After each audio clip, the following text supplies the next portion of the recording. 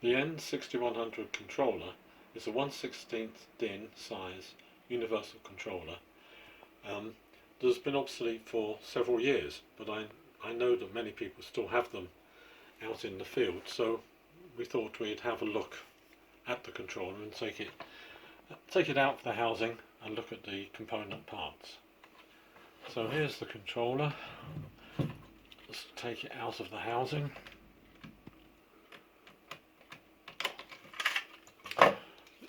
I've got two here side by side. With the controller, the outputs, they were factory build outputs. One type was for relay and SSR output. The other type was for a linear output, an analog linear output signal. Here you can see the relay. This is can be selected for relay or an SSR output. Here in the output, in output 1, is the linear output board. It's not possible to interchange these boards, so you either had to have the linear output model or the relay output model. Let's take it apart.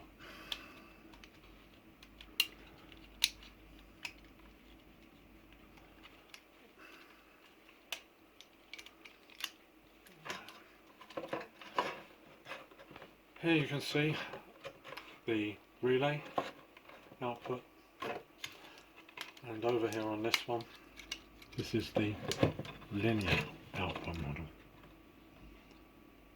To configure the controller for the type of input required, there was a link jumper just here, and this had to be positioned for whichever type of input signal was required. The link positions are link jumper position 1 to the left, 2 which is in the middle, and 3 on the right hand side.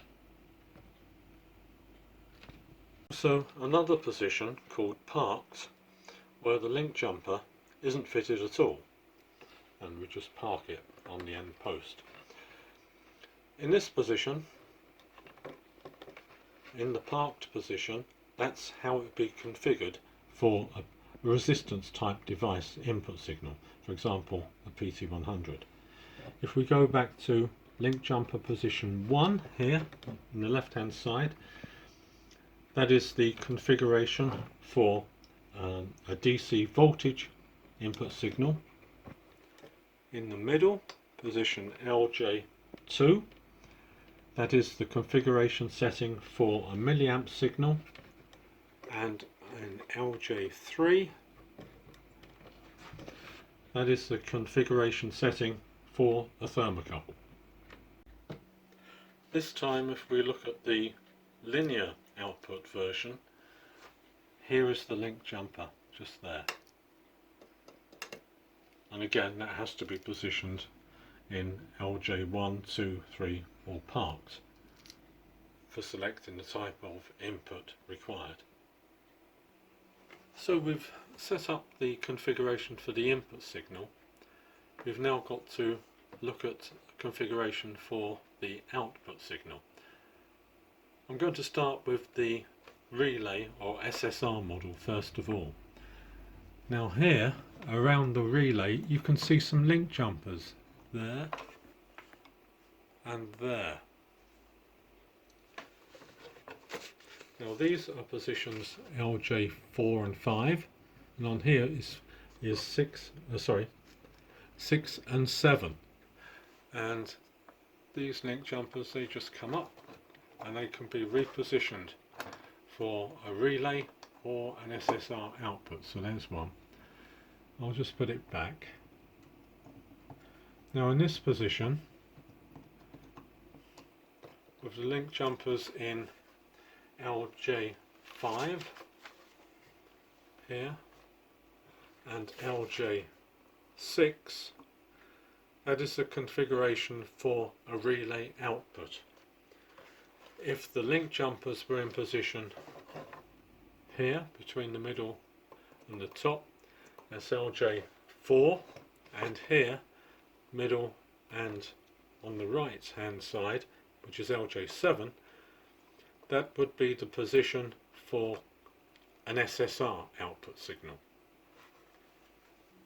On the analog version, we have a link jumper just here. Middle to the left is LJ8, middle to the right is LJ9. When it's in LJ8, as it is at the moment, this is the setting for the linear DC voltage output. If it is between the middle and the right hand side one, that is the position for a milliamp output. So now it's in position for a DC milliamp output signal.